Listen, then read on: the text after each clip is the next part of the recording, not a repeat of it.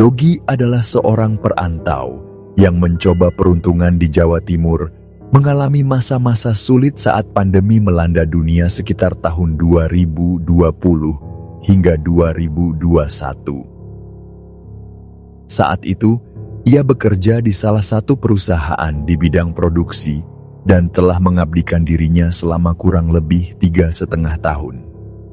Seiring merebaknya pandemi, kekhawatiran mulai menghantuinya. Berita tentang gelombang pemutusan hubungan kerja di berbagai perusahaan membuat pikirannya dipenuhi kecemasan. Ia bertanya-tanya dalam hati, apakah dirinya akan menjadi salah satu korban PHK itu? Kekhawatiran itu tak bisa ia hindari, apalagi sebagai seorang perantau, ia memiliki banyak tanggungan. Ia harus mengirim uang untuk orang tua di kampung halaman dan membantu adiknya yang masih bersekolah. Beban itu semakin berat saat menghadapi situasi tak menentu seperti pandemi. Awal pandemi masih memberikan sedikit kelegaan bagi Yogi. Ia merasa beruntung karena pekerjaannya masih aman, sementara banyak orang di luar sana harus kehilangan penghasilan. Namun, keberuntungan itu ternyata tidak bertahan lama. Di pertengahan masa pandemi, Yogi menerima kenyataan pahit. Ia menjadi salah satu karyawan yang harus angkat kaki dari perusahaan. Kabar itu datang begitu saja, tanpa banyak penjelasan. Ia hanya diberitahu bahwa mulai besok, dirinya tidak perlu datang lagi ke kantor. Semua fasilitas kantor yang sebelumnya ia gunakan harus segera dikembalikan. Ada rasa kosong yang sulit dijelaskan saat ia mengemas barang-barangnya. Perasaan sebagai perantau yang kini kehilangan sumber penghasilan membuat pikirannya penuh kekhawatiran tentang masa depan. Dengan berat hati, Yogi akhirnya memberitahu orang tuanya tentang situasi ini. Ia mencoba menyembunyikan kecemasannya, hanya mengatakan bahwa perusahaan sedang melakukan pengurangan karyawan. Namun di dalam hati, ia merasa bimbang tentang langkah berikutnya. Ia menghabiskan seminggu di kontrakan, termenung tanpa arah, bingung harus berbuat apa. Berbagai ide melintas di pikirannya, termasuk keinginan memulai usaha kecil. Namun, ia tersadar bahwa dirinya sama sekali tidak memiliki pengetahuan tentang dunia bisnis. Setiap malam, ia memikirkan berbagai kemungkinan, tapi tak satu pun ide yang terasa meyakinkan. Di tengah kebingungan itu, Yogi teringat pada seorang teman lama saat kuliah. Temannya itu kini berjualan bakso bukan karena terpaksa, melainkan karena memang ingin mandiri dan tidak terikat pada perusahaan manapun. Temannya memilih jalur wirausaha untuk membangun usahanya sendiri. Kisah ini memunculkan secercah harapan dalam benak Yogi. Ia pun memutuskan untuk menghubungi temannya dan mengajaknya bertemu. Awalnya, Yogi hanya berniat iseng, sekadar mengisi waktu sambil mencari inspirasi. Mereka bertemu di sebuah tempat tongkrongan sederhana, berbincang ringan setelah lama tidak bertemu. Dalam obrolan santai itu, Yogi mulai menanyakan hal-hal seputar usaha bakso temannya. Ia penasaran tentang bagaimana temannya memulai usaha tersebut dan berapa modal yang diperlukan. Sepulang dari pertemuan itu, Yogi terus memikirkan percakapan mereka. Ia mulai mempertimbangkan ide untuk mencoba peruntungan di dunia kuliner, khususnya jualan bakso. Ia sadar, meski tak punya pengalaman, tak ada salahnya mencoba. Setidaknya, usaha ini lebih baik dibanding hanya berdiam diri tanpa penghasilan. Ia juga meyakinkan diri bahwa berjualan bakso adalah pekerjaan halal yang patut dicoba. Setelah beberapa hari berpikir matang, Yogi akhirnya menghubungi temannya kembali, menyampaikan niatnya untuk membuka usaha bakso. Ia terkejut saat temannya menyambut niat itu dengan tangan terbuka, tanpa sedikit pun merasa tersaingi. Temannya bahkan menawarkan bantuan, mulai dari perhitungan modal, tips mencari bahan baku berkualitas dengan harga terjangkau, hingga seluk-beluk berjualan bakso keliling. Dengan semangat yang mulai tumbuh, Yogi mulai mempersiapkan segala keperluan. Ia menguras sebagian besar tabungannya untuk membeli gerobak dan peralatan seperti panci besar dan perlengkapan dapur lainnya. Gerobak sederhana itu menjadi tumpuan harapannya untuk memulai lembaran baru. Yogi memilih untuk berjualan bakso keliling, mirip dengan pedagang nasi goreng yang sering mondar-mandir melewati gang-gang kecil dan perumahan. Ia menyusun rute, menargetkan lokasi strategis seperti depan sekolah, di mana anak-anak biasanya suka jajan bakso sepulang sekolah. Hari-hari awal berjualan terasa berat. Tidak banyak pembeli yang mendekat, karena Yogi masih dianggap orang baru. Ia paham pelanggan memiliki kecenderungan untuk setia pada penjual langganan mereka. Butuh waktu agar orang-orang mulai percaya dengan dagangannya. Namun, Yogi tak mudah menyerah. Ia terus berkeliling, menawarkan bakso kepada siapapun yang ditemui. Perlahan tapi pasti, usahanya mulai membuahkan hasil, terutama saat ia mangkal di depan sekolah. Anak-anak sekolah yang pulang sering berhenti sejenak, menikmati semangkuk bakso panas, sambil bercengkerama dengan teman-temannya. Namun, masa sulit kembali datang saat pemerintah memberlakukan lockdown ketat, sekolah-sekolah ditutup dan sistem pembelajaran dialihkan secara online. Seketika, jalanan menjadi sepi. Tak ada lagi anak-anak sekolah yang berkumpul di depan gerbang. Yogi pun merasa kebingungan. Ia mencoba bertahan, tetap mendorong gerobaknya keliling, berharap ada pembeli di jalanan. Namun, hari-hari berlalu tanpa hasil memuaskan. Ia sadar, bertahan di rute yang sama tidak akan mendatangkan hasil. Yogi kemudian memutuskan untuk mencoba rute baru. Ia mencari wilayah lain yang mungkin masih memiliki potensi pembeli. Suatu sore di hari Rabu, Yogi memutuskan untuk menjelajahi rute baru dalam usaha bakso kelilingnya. Saat itu jarum jam menunjukkan pukul 5 sore. Seperti biasa, ia memulai perjalanannya dari kontrakan sekitar pukul 4 sore. Mendorong gerobak baksonya menyusuri jalanan kota yang mulai lengang akibat pandemi. Ia masih mencari jalur yang sekiranya bisa memberinya peluang lebih besar untuk mendapatkan pembeli. Pandemi memang mengubah banyak hal, termasuk rutinitas orang-orang yang kini lebih sering berdiam diri di rumah. Saat menyusuri jalan yang belum pernah ia lewati sebelumnya, Yogi akhirnya sampai di sebuah kawasan perumahan. Lingkungan itu tampak cukup ramai. Di lapangan kecil perumahan, sekelompok anak-anak terlihat sedang bermain bola, sementara di teras rumah, beberapa ibu-ibu duduk santai, mengobrol sembari mengawasi anak-anak mereka. Pemandangan itu memberikan secercah harapan bagi Yogi. Ia pun memutuskan untuk mendorong gerobaknya pelan-pelan melewati kawasan itu, berharap ada yang tertarik membeli baksonya. Ternyata dugaannya tidak meleset.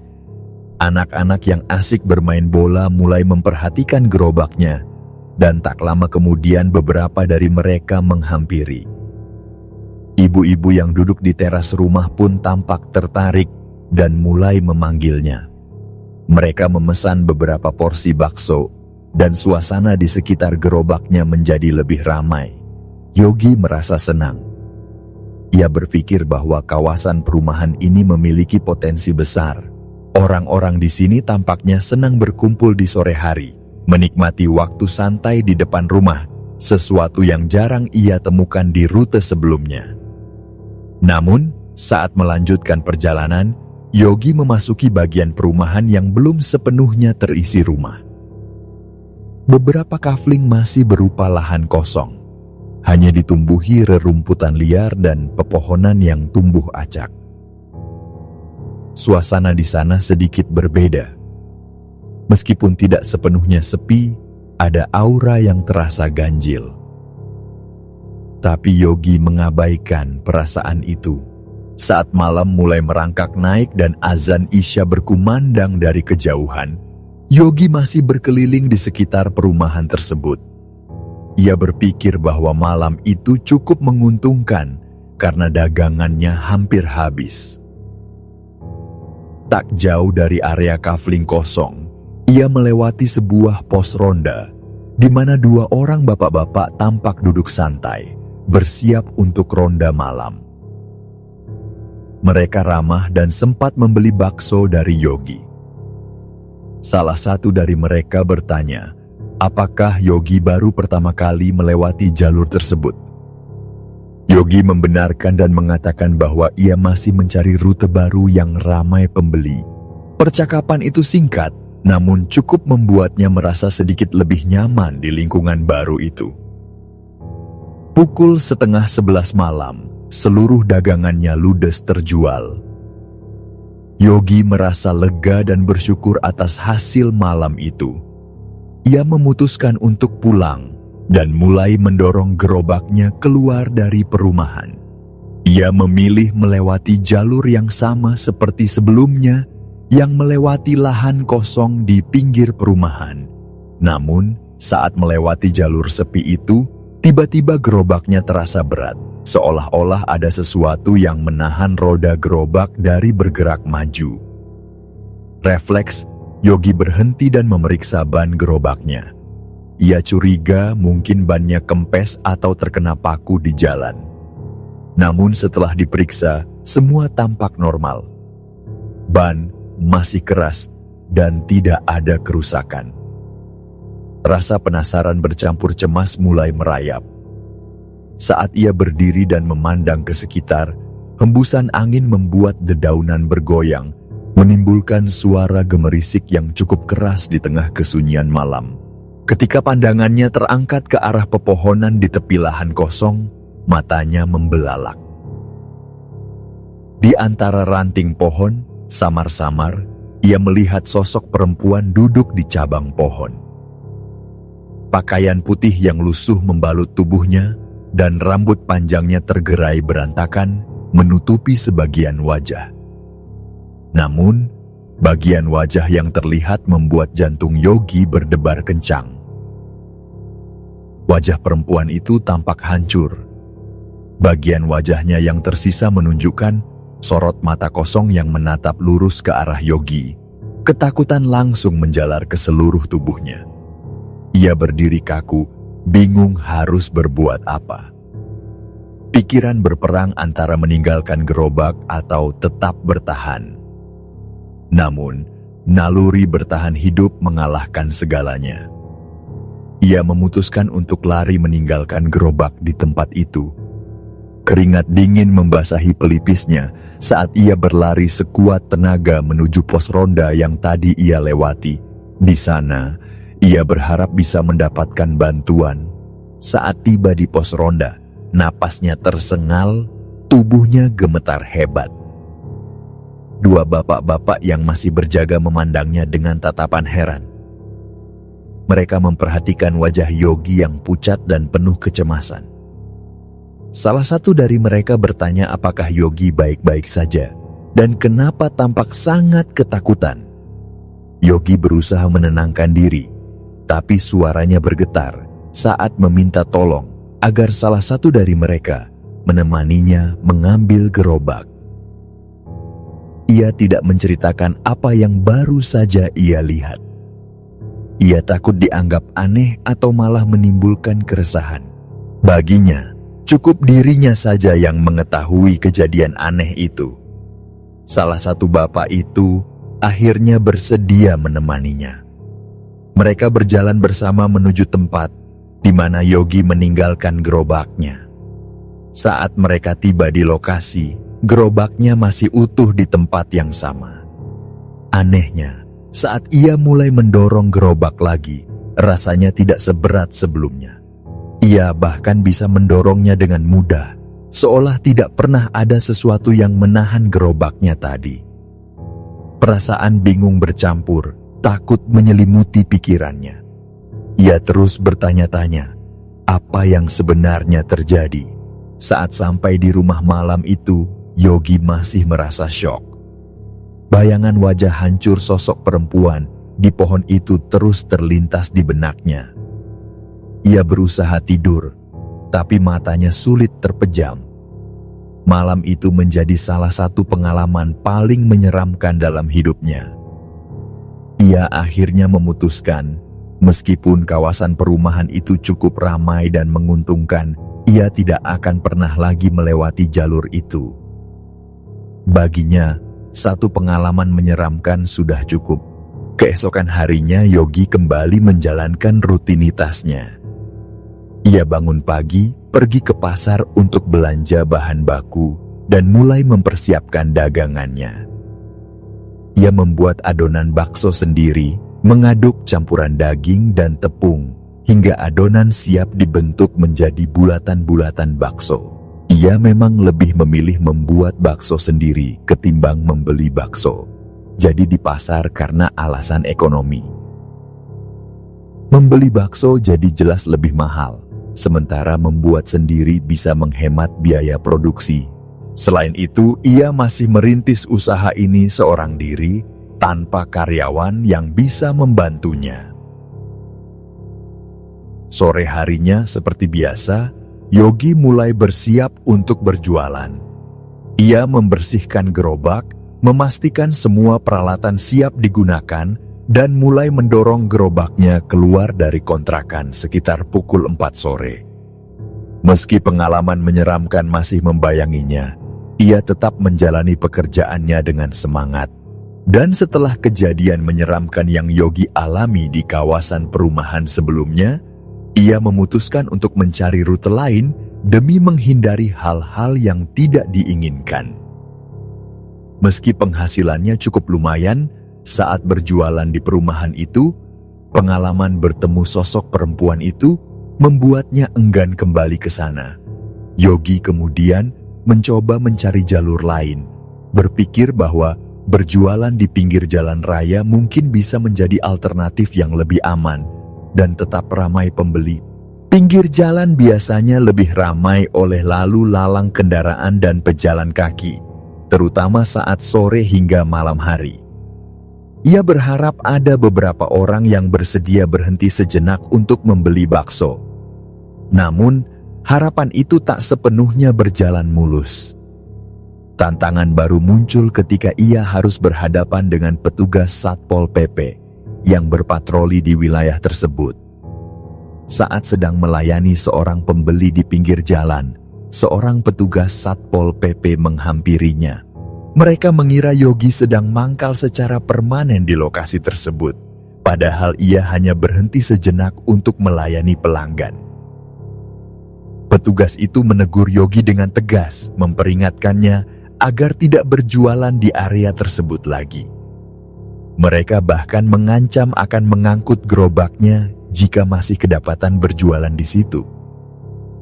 Meskipun teguran itu bukan hal yang serius, Yogi merasa cemas. Ia tidak ingin berurusan lebih jauh dengan pihak berwenang, apalagi jika sampai gerobaknya disita. Itu adalah aset satu-satunya yang ia punya untuk bertahan hidup. Selama 2 minggu berikutnya, Yogi terus mencoba berbagai rute baru. Ia menjelajahi jalanan kota, masuk ke gang-gang kecil, hingga kawasan lain yang sekiranya bisa menjadi tempat berjualan. Namun, semua usahanya sia-sia. Tidak ada rute yang memberikan hasil sebaik kawasan perumahan sebelumnya. Pembeli yang ia temui hanya sesekali mampir. Tidak ada pelanggan tetap yang bisa menjadi sumber penghasilan rutin. Yogi mulai merasa frustrasi. Penghasilannya jauh dari kata cukup, Dan ia mulai memikirkan kembali kemungkinan untuk kembali ke perumahan itu. Setelah mempertimbangkan risiko dan manfaatnya, Yogi akhirnya memutuskan untuk memberanikan diri kembali ke perumahan tempat ia pernah mengalami kejadian menyeramkan. Ia berpikir bahwa waktu telah berlalu cukup lama sejak kejadian itu. Mungkin saja semuanya kini sudah aman. Lagi pula, kondisi keuangannya tidak memberinya banyak pilihan. Ia merasa bahwa jika ingin mendapatkan penghasilan yang cukup, ia harus mengambil risiko itu. Saat ia kembali masuk ke perumahan tersebut, suasana sore itu tampak seperti dulu. Anak-anak kembali terlihat bermain bola di lapangan kecil, sementara ibu-ibu duduk santai di depan rumah mereka, mengobrol sambil mengawasi anak-anak. Yogi merasa sedikit lega. Ia mendorong gerobaknya perlahan, dan seperti yang ia harapkan, beberapa orang mulai menghampirinya untuk membeli bakso. Salah satu ibu yang pernah membeli bakso darinya beberapa minggu lalu menghampiri gerobaknya. Ibu itu bertanya mengapa Yogi sudah lama tidak berjualan di perumahan tersebut. Yogi menjawab dengan santai bahwa ia sempat absen selama beberapa minggu untuk mencoba rute lain. Ibu itu pun kembali membeli bakso untuk anaknya, dan setelah itu pembeli lain mulai berdatangan. Sore itu menjadi salah satu hari terbaik dalam beberapa minggu terakhir. Ia kembali mendapatkan penghasilan yang cukup besar. Jika biasanya di rute lain ia hanya mampu mengantongi sekitar Rp150.000, di perumahan ini penghasilannya bisa mencapai Rp350.000 hingga Rp400.000. Bagi Yogi, angka itu adalah pencapaian besar, terutama di masa pandemi yang membuat segalanya serba sulit. Menjelang maghrib, Yogi melintasi jalur yang sama dengan sebelumnya, melewati area kafling kosong di pinggir perumahan, tempat ia dulu melihat sosok misterius. Ia merasa cemas, tapi situasinya saat itu tampak aman. Ia terus berjalan sambil membaca doa dalam hati, berusaha mengusir ketakutan yang muncul perlahan. Saat melintas, tidak ada kejadian aneh yang ia alami. Ia pun merasa lega, mengira bahwa semua sudah aman. Saat melewati pos ronda, ia bertemu lagi dengan bapak-bapak yang sebelumnya pernah membeli baksonya. Mereka sempat menyapanya dan menanyakan kabar, sekaligus bertanya mengapa Yogi tidak terlihat selama beberapa minggu terakhir. Yogi merasa senang, karena ternyata ada pembeli yang memperhatikan keberadaannya. Salah satu bapak itu bahkan memuji rasa bakso yang ia jual, mengatakan bahwa baksonya enak dan cocok dijadikan langganan. Setelah dagangannya habis sekitar pukul 10 malam, Yogi memutuskan untuk pulang. Ia kembali melewati jalur kafling kosong, membaca doa dalam hati, sambil berharap perjalanan pulangnya berjalan lancar. Jalur itu tampak sepi, hanya diterangi oleh cahaya redup lampu jalan. Saat melewati kafling terakhir sebelum masuk ke area rumah yang sudah terisi, tiba-tiba Yogi mendengar suara anak kecil memanggil dari arah rumah yang berdiri tidak jauh dari jalur tersebut. Ia awalnya merasa curiga, tapi saat menoleh, ia melihat seorang anak kecil keluar dari rumah dan menghampirinya. Anak itu memesan 2 bungkus bakso dan berkata bahwa ia akan mengambil uang ke dalam rumah. Yogi mengangguk dan menunggu anak itu kembali. Ia berdiri di depan gerobaknya selama beberapa menit, tapi anak itu tidak kunjung kembali. 10 menit berlalu dalam keheningan, dan Yogi mulai merasa ada sesuatu yang janggal. Saat ia mulai gelisah, seorang bapak yang sebelumnya ia temui di pos ronda lewat dan melihat Yogi masih berdiri di situ. Bapak itu bertanya, mengapa Yogi masih berada di tempat tersebut? Dengan santai, Yogi menjelaskan bahwa ia sedang menunggu anak kecil yang tadi membeli bakso dan masuk ke dalam rumah untuk mengambil uang. Namun, reaksi bapak itu membuat Yogi terkejut. Wajah bapak itu terlihat cemas dan heran. Ia menanyakan anak kecil yang dimaksud, lalu memberitahu Yogi bahwa rumah yang ia maksud sebenarnya sudah lama kosong dan tidak berpenghuni. Yogi merasa bingung dan sulit mempercayai apa yang baru ia dengar. Ia menegaskan bahwa ia benar-benar melihat anak kecil keluar dari rumah itu, memesan bakso, dan masuk kembali untuk mengambil uang. Namun bapak itu bersikeras bahwa rumah tersebut sudah lama kosong. Ia bahkan menunjuk ke arah halaman rumah yang penuh rumput liar yang menjalar tinggi, menandakan bahwa rumah itu sudah tidak dirawat dalam waktu lama. Cat dinding rumah pun tampak kusam dan sebagian telah menghitam karena lumut. Saat Yogi memperhatikan rumah itu dengan lebih seksama, ia mulai menyadari kebenaran kata-kata bapak tersebut.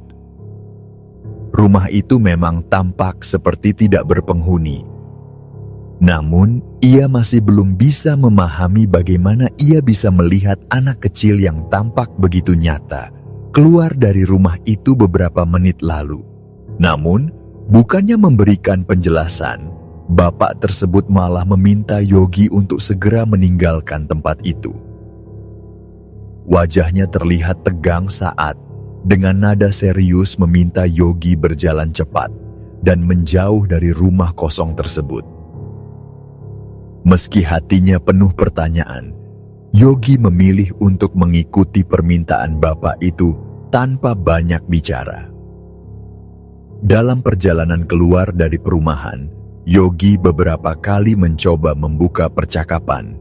Ia bertanya mengenai rumah kosong itu dan siapa anak kecil yang dilihatnya sebelumnya.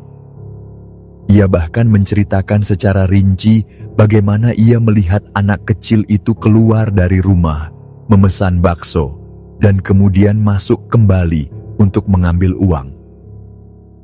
Namun, bapak itu tetap diam dan tidak mau memberikan jawaban.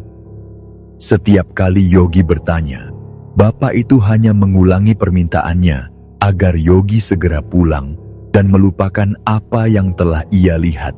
Tidak ada penjelasan yang diberikan, seolah ada sesuatu yang memang sengaja disembunyikan.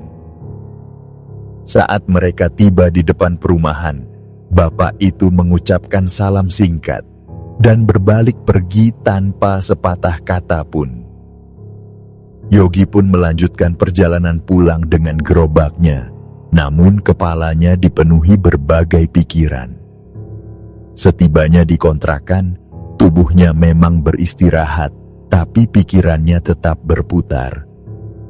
Bayangan anak kecil yang muncul dari rumah kosong dan perubahan drastis tampilan rumah setelah sang bapak datang masih terus menghantui benaknya. Ia berbaring di atas kasur, menatap langit-langit kamar, berusaha mencerna apa yang sebenarnya telah ia alami. Semakin dipikirkan, semakin sulit baginya untuk menerima bahwa semua itu hanyalah ilusi atau sekadar lelah semata. Yogi sempat berpikir untuk kembali ke perumahan itu esok harinya, hanya untuk memastikan apa yang benar-benar terjadi. Namun, ia sadar bahwa ini sudah kedua kalinya ia mengalami kejadian aneh di tempat yang sama. Ia mulai merasa bahwa ada sesuatu yang tidak beres di sana. Ia akhirnya memutuskan untuk tidak lagi berjualan di perumahan tersebut. 2 kali mengalami kejadian aneh di lokasi yang sama sudah cukup membuatnya kapok. Ia meyakinkan diri untuk mencari rute baru dan tidak membahayakan dirinya sendiri. Keesokan harinya, Yogi kembali berjualan seperti biasa. Namun kali ini ia memutuskan untuk mencoba rute yang berbeda. Ia mendorong gerobaknya lebih jauh, menjelajahi kampung-kampung kecil yang sebelumnya belum pernah ia lewati. Ia berharap bisa menemukan tempat yang cukup ramai tanpa harus menghadapi risiko seperti yang ia alami sebelumnya. Ia melewati gang-gang sempit dan perkampungan yang suasananya lebih hidup dibanding perumahan sepi yang sebelumnya ia singgahi. Tanpa disengaja, saat melewati salah satu gang kecil, Yogi mendapati dirinya melintas tepat di depan rumah temannya saat kuliah. Temannya yang kebetulan berada di halaman rumah langsung mengenali Yogi dan menghampirinya. Mereka akhirnya berbincang sejenak di depan rumah. Temannya terlihat terkejut saat tahu bahwa Yogi kini berjualan bakso keliling. Dalam percakapan mereka, Yogi mengetahui bahwa temannya juga terkena dampak pandemi dan baru saja kehilangan pekerjaan karena PHK. Temannya bercerita bahwa ia sedang bingung mencari peluang baru dan tertarik dengan usaha bakso yang dijalani Yogi. Yogi pun membagikan pengalamannya memulai usaha bakso keliling. Ia menceritakan bagaimana awalnya ia terpaksa berjualan setelah di PHK. Bagaimana ia belajar dari teman lamanya tentang cara memulai bisnis ini dan bagaimana ia menghadapi tantangan di jalan. Meski ia mengakui bahwa dirinya juga masih tergolong pemula, ia dengan senang hati menceritakan seluk-beluk usahanya. Baginya, berbagi pengalaman bukanlah hal yang merugikan. Ia percaya bahwa rezeki sudah ada jalannya masing-masing dan tidak akan tertukar. Setelah mengobrol selama sekitar 15 menit, Yogi kembali melanjutkan perjalanan. Ia tak ingin terlalu malam di jalan karena semakin malam, semakin sepi pula pembeli. Ia terus mendorong gerobaknya melewati kampung-kampung lain, berharap ada pembeli baru. Di kampung tersebut suasananya cukup hidup. Anak-anak kecil yang sedang bermain di depan rumah langsung berlarian keluar, begitu mendengar suara khas ketukan piring dari gerobaknya. Mereka ramai-ramai membeli bakso. Yogi merasa senang. Setidaknya kali ini ia tidak pulang dengan tangan kosong. Saat itu, penghasilannya memang tidak sebesar ketika berjualan di perumahan sebelumnya. Namun ia tetap bersyukur karena masih ada yang membeli.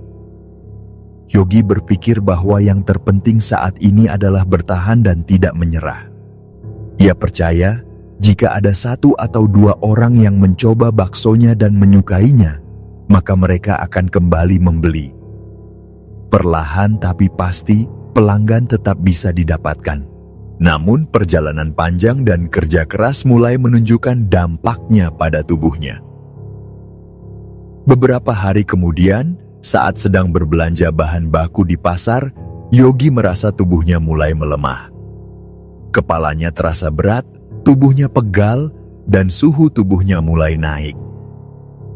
Ia mencoba mengabaikan gejala itu, berpikir mungkin hanya kelelahan biasa.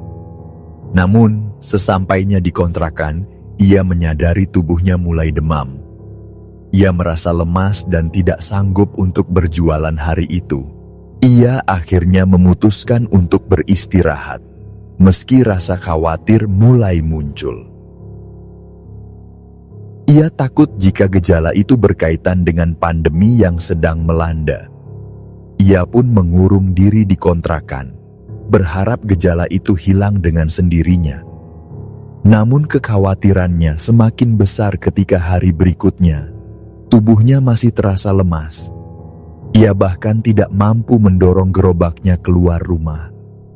Ia mulai mempertimbangkan untuk pergi berobat. Tapi di sisi lain ia merasa cemas. Pergi ke tempat berobat saat pandemi menjadi risiko besar. Ia takut terpapar virus saat berada di fasilitas kesehatan yang ramai dikunjungi pasien. Selama 3 hari, Yogi beristirahat penuh di kontrakan. Ia mengandalkan tabungannya untuk kebutuhan makan dan keperluan sehari-hari. Namun, ia sadar bahwa ia tidak bisa terus-menerus mengandalkan tabungan. Usahanya adalah satu-satunya sumber penghasilan saat ini. Dan jika ia terlalu lama berhenti, tabungannya akan cepat habis. Dan selama 3 hari ia tak berjualan, banyak hal yang berputar dalam pikirannya. Hari ketiga menjadi momen yang cukup aneh baginya. Saat ia tertidur di siang hari karena tubuh masih terasa lemas, ia mengalami sebuah mimpi yang membuat pikirannya kembali dipenuhi tanda tanya. Dalam mimpi itu, ia mendapati dirinya berjalan di perumahan yang sebelumnya ia hindari. Tempat ia mengalami dua pengalaman aneh yang tak bisa ia lupakan. Namun, suasana dalam mimpi itu terasa berbeda. Bukannya menyeramkan atau mencekam, perumahan itu justru terlihat tenang dan damai. Ia berjalan menuju rumah kosong yang sebelumnya menjadi sumber pengalaman mistisnya, dan di sana ia melihat sebuah pemandangan yang mengejutkan. Di halaman rumah yang dulunya tampak kumuh dan tak terurus itu, kini terlihat seorang ibu bersama dua anak kecilnya. Mereka tampak bahagia, bercanda, dan bermain di halaman rumah yang kini terlihat bersih dan penuh kehidupan. Ibu itu tersenyum hangat, memperhatikan kedua anaknya yang berlari-larian sambil tertawa riang. Tidak ada kesan mistis atau suasana gelap seperti yang Yogi alami sebelumnya. Dalam mimpi itu, semuanya terlihat cerah dan penuh kebahagiaan. Ia hanya berdiri dari kejauhan, memperhatikan keluarga kecil itu dengan perasaan hangat, namun juga bingung. Tidak ada firasat buruk dalam mimpi tersebut. Justru sebaliknya, ada nuansa kedamaian yang terasa kuat. Saat terbangun keesokan paginya, Yogi merasakan kebingungan yang luar biasa. Mimpi itu seolah menjadi sebuah pesan, namun ia tidak tahu apa maknanya. Kenapa ia bermimpi tentang perumahan itu? Dan kenapa suasananya begitu berbeda dari kenyataan yang pernah ia alami? Pertanyaan-pertanyaan itu terus berputar di kepalanya, tapi ia mencoba untuk tidak terlalu larut dalam pikiran itu. Ia memilih fokus untuk memulihkan kesehatannya sepenuhnya agar bisa kembali berjualan. Hari keempat setelah ia jatuh sakit, tubuhnya sudah jauh lebih baik. Meski belum 100% pulih, ia merasa cukup kuat untuk kembali mendorong gerobaknya. Ia mulai berjualan lagi, tapi memilih untuk berhati-hati. Ia berbelanja bahan baku dalam jumlah terbatas dan tidak memaksakan diri untuk berjualan terlalu lama. Sore itu, ia keluar rumah sekitar pukul 4, mendorong gerobaknya ke rute-rute yang selama ini ia anggap aman. Namun, bayangan mimpi itu tak kunjung hilang dari pikirannya. Ada dorongan kuat dalam hatinya untuk kembali ke perumahan itu. Namun meski rasa penasaran membuncah, ia memilih menahan diri karena tubuhnya belum sepenuhnya pulih. Ia memilih jalur aman lebih dulu, menghindari area yang sebelumnya penuh misteri. Yogi mengarahkan gerobaknya ke jalur yang lebih ramai, terutama di sekitar tempat bimbingan belajar yang masih buka. Meskipun sekolah-sekolah formal masih menerapkan sistem pembelajaran jarak jauh, beberapa tempat bimbel tetap beroperasi dengan protokol kesehatan ketat. Area tersebut cukup ramai karena orang tua sering mengantar dan menjemput anak-anak mereka. Ia menemukan peluang di sana. Beberapa guru, murid, dan orang tua mulai membeli baksonya. Bahkan ada yang memesan dalam jumlah banyak untuk dibawa pulang ke keluarga. Hari itu berjalan lancar.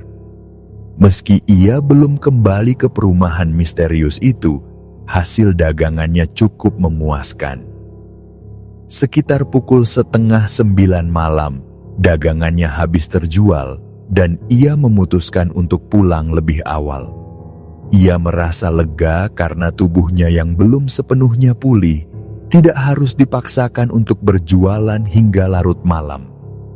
Namun, rasa penasaran tentang mimpi yang ia alami terus menghantuinya. Ia merasa ada sesuatu yang belum selesai. Ia ingin tahu apa sebenarnya makna di balik mimpinya. Beberapa hari berlalu dengan rutinitas yang sama, Hingga pada hari keempat setelah ia pulih sepenuhnya dari demam, ia akhirnya memutuskan untuk kembali ke perumahan itu. Ia merasa tubuhnya sudah kuat dan pikirannya pun lebih tenang. Sore itu, Yogi keluar lebih awal, sekitar pukul 3:30. Ia mendorong gerobaknya menuju perumahan yang sempat ia hindari. Dalam perjalanan, perasaan cemas dan penasaran bercampur menjadi satu. Ia tiba di perumahan sekitar pukul 4:20, dan suasana sore itu terlihat normal. Anak-anak perumahan bermain di depan rumah mereka, sebagian bersepeda keliling kompleks, sementara ibu-ibu duduk di teras rumah sambil mengobrol santai. Yogi mulai mendorong gerobaknya pelan-pelan, dan seperti sebelumnya, anak-anak kecil yang sedang bermain langsung menghampiri saat mendengar suara ketukan piring dari gerobaknya. Mereka membeli bakso, sementara beberapa ibu juga memesan untuk anak-anak mereka. Suasana sore itu terasa damai, jauh dari kesan menyeramkan yang dulu ia rasakan. Yogi mulai merasa bahwa mungkin saja semua pengalaman buruk yang ia alami sebelumnya hanyalah efek kelelahan dan pikiran yang terlalu penat. Setelah cukup banyak melayani pembeli, ia mendorong gerobaknya lebih dalam ke perumahan hingga mendekati kawasan kafling kosong, tempat kejadian-kejadian aneh sebelumnya terjadi. Sore berganti malam dan suasana perumahan perlahan menjadi sepi. Yogi tahu betul bahwa berbeda dengan kampung yang tetap ramai hingga malam. Perumahan seperti ini biasanya mulai lengang setelah maghrib. Anak-anak dipanggil pulang oleh orang tuanya, dan sebagian besar penghuni rumah mulai beristirahat di dalam. Ia memutuskan untuk beristirahat sejenak, menarik napas, dan duduk di trotoar dekat kafling kosong itu. Gerobaknya diparkir di dekatnya, sementara ia duduk mengamati sekeliling. Suasana hening, hanya terdengar suara serangga malam yang mulai bermunculan. Dan malam itu, Yogi merasa lega karena dagangannya hampir habis. Jam sudah menunjukkan pukul 9 malam dan ia bersiap untuk pulang. Dengan perlahan, ia mendorong gerobaknya keluar dari perumahan, melewati jalanan yang mulai sepi. Ia membayangkan betapa nikmatnya bersantai di kontrakan setelah seharian berjualan. Namun, rencana pulang cepat itu mendadak terganggu. Saat ia hampir keluar dari perumahan, tiba-tiba seorang ibu-ibu muncul di tepi jalan. Ibu itu menghampiri Yogi tanpa mengucapkan sepatah kata pun. Yang membuat Yogi heran, ibu tersebut sudah menyiapkan mangkuk di tangannya, seolah tahu bahwa Yogi akan lewat. Tidak ada percakapan, tidak ada basa-basi. Ibu itu hanya mengangkat mangkuk, memberikannya kepada Yogi untuk diisi bakso. Yogi, yang sudah lelah dan enggan berpikir macam-macam, menganggap ini hanyalah pelanggan biasa yang ingin membeli bakso untuk makan malam. Ia langsung mengisi mangkuk itu tanpa banyak bertanya. Namun, ada sesuatu yang terasa janggal. Saat pertama kali ibu itu muncul, jaraknya sekitar 2 meter dari Yogi. Tapi ketika ia hendak menyerahkan mangkuk berisi bakso, tiba-tiba ibu itu menghilang. Tidak ada jejak, tidak ada suara langkah, hanya keheningan malam yang kembali mendominasi. Jantung Yogi berdegup kencang. Ia berdiri kaku sambil memegang mangkuk berisi bakso yang seharusnya ia serahkan. Ia menatap ke sekeliling, tapi tidak ada siapa-siapa. Jalanan kosong, hanya ada dirinya sendiri. Seketika, bulu kuduknya meremang saat menyadari bahwa ibu-ibu tadi memiliki kemiripan yang luar biasa. dengan sosok dalam mimpinya beberapa waktu lalu. Motif daster yang dikenakan ibu itu sama persis. Begitu pula wajah dan posturnya. Semua identik. Yogi merasa panik. Ia merinding hebat, namun mencoba menenangkan diri. Ia mulai berjalan perlahan meninggalkan tempat itu. Kepalanya penuh dengan pertanyaan yang tak terjawab. Siapa sebenarnya ibu itu? Kenapa sosok dari mimpinya muncul di dunia nyata? Namun, malam semakin larut, dan suasana perumahan yang sepi semakin membuatnya merasa tidak aman. Saat ia hampir mencapai gerbang perumahan, ia melihat seorang hansip berjaga. Melihat wajah Yogi yang pucat pasi, hansip itu langsung bertanya apakah ia sedang sakit. Wajah Yogi memang terlihat lesu, matanya tampak kosong dan tubuhnya sedikit gemetar. Yogi buru-buru menyangkal dan mengatakan bahwa ia hanya habis berjualan. Ia tak ingin membuat kehebohan. Hansip itu hanya mengangguk kecil. Meski terlihat masih bingung dengan kondisi Yogi, Yogi melanjutkan perjalanan pulang tanpa berkata apa-apa lagi. Sesampainya di kontrakan, ia langsung berbaring di kasur.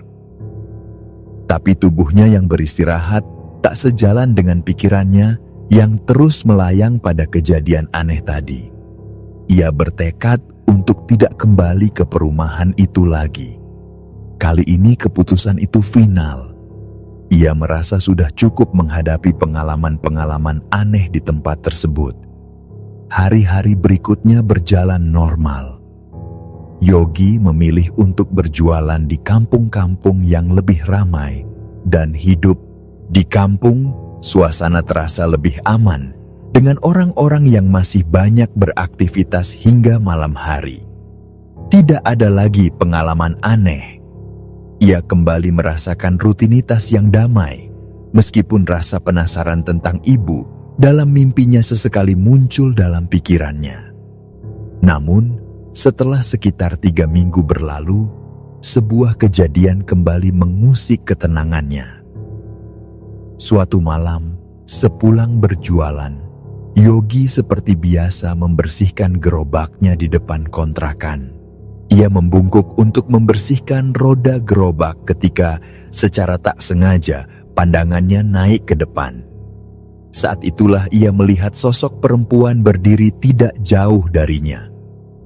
Sosok itu menatap Yogi dengan mata kosong, dan yang paling mengerikan, lidahnya menjulur keluar, panjang dan menjijikkan. Yogi tertegun, tubuhnya kaku. Keringat dingin langsung membasahi pelipisnya. Ia bahkan tidak sempat berpikir untuk berteriak.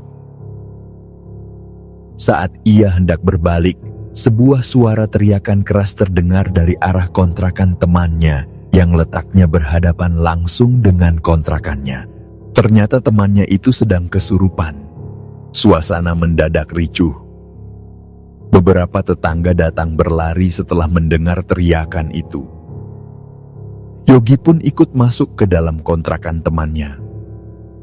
Temannya yang kesurupan mulai berbicara dengan suara berat dan dalam nada yang tidak biasa. Ia mengarahkan pandangannya ke Yogi dan berkata bahwa ada sesuatu yang harus dibersihkan dan didoakan. Yogi yang masih dalam keadaan panik mencoba memahami perkataan itu. Ia bertanya, tempat mana yang harus dibersihkan? Temannya yang masih dalam keadaan kesurupan menjawab bahwa tempat itu adalah rumah yang pernah Yogi lihat dalam mimpinya. Rumah di perumahan yang selama ini menghantuinya. Seisi ruangan terdiam. Yogi langsung teringat akan mimpi tentang ibu-ibu dan 2 anak kecil di rumah kosong tersebut. Semuanya terasa saling berhubungan. Setelah kejadian itu, 2 hari kemudian, Yogi bersama beberapa tetangga kontrakan berinisiatif untuk pergi ke perumahan tersebut. Mereka melibatkan Hansip dan RT setempat untuk mendapatkan izin. Saat itulah, Hansip yang dulu melihat Yogi pucat di malam kejadian akhirnya berbicara. Ia menceritakan bahwa rumah kosong itu dulu pernah ditinggali oleh seorang ibu bersama 2 anaknya. Namun, suatu hari ibu dan 2 anaknya itu ditemukan meninggal dunia di dalam rumah. Setelah 3 hari baru diketahui tetangga. Karena keluarga ibu itu tidak tinggal di daerah tersebut, rumah itu akhirnya dibiarkan kosong tanpa ada yang mengurus. Cerita itu menjelaskan semuanya. Tidak heran rumah itu menjadi sumber energi negatif yang kerap menimbulkan kejadian aneh. Tidak ada yang pernah mengadakan doa atau membersihkan rumah tersebut setelah kejadian tragis itu. Dengan kesepakatan warga dan RT setempat, mereka akhirnya mengadakan doa bersama di depan rumah tersebut. Yogi ikut dalam prosesi itu, merasa bahwa dirinya memang menjadi bagian dari rantai kejadian ini. Setelah doa selesai, warga bergotong royong membersihkan halaman rumah yang dipenuhi rerumputan liar. Mereka mengecat ulang pagar rumah dan membersihkan sampah yang menumpuk di sekitar area tersebut. Setelah semua proses selesai, Yogi merasa beban yang selama ini ia rasakan akhirnya terlepas. Tidak ada lagi perasaan berat atau cemas saat melewati kawasan itu. Bahkan beberapa hari kemudian, ia sengaja kembali ke perumahan itu, sekadar memastikan bahwa semuanya benar-benar sudah tenang. Ia bertemu kembali dengan Hansip dan mendengar kabar bahwa warga sekitar kini sudah tidak lagi mengalami gangguan. Pandemi akhirnya berlalu dan kehidupan perlahan kembali normal. Namun, perjalanan Yogi tidak berhenti di sana. Beberapa waktu setelah situasi membaik, ia menerima kabar mengejutkan. Perusahaan tempat ia dulu bekerja selama 3,5 tahun menghubunginya kembali. Mereka menawarkan posisi baru dengan jabatan yang lebih tinggi dari sebelumnya. Yogi merasa bersyukur. Perjalanan panjangnya selama masa pandemi, dengan segala tantangan, rintangan, hingga pengalaman spiritual yang tidak ia pahami sepenuhnya, akhirnya berbuah manis. Ia kembali mendapatkan kesempatan untuk memperbaiki kehidupannya. Kali ini dengan pengalaman yang jauh lebih matang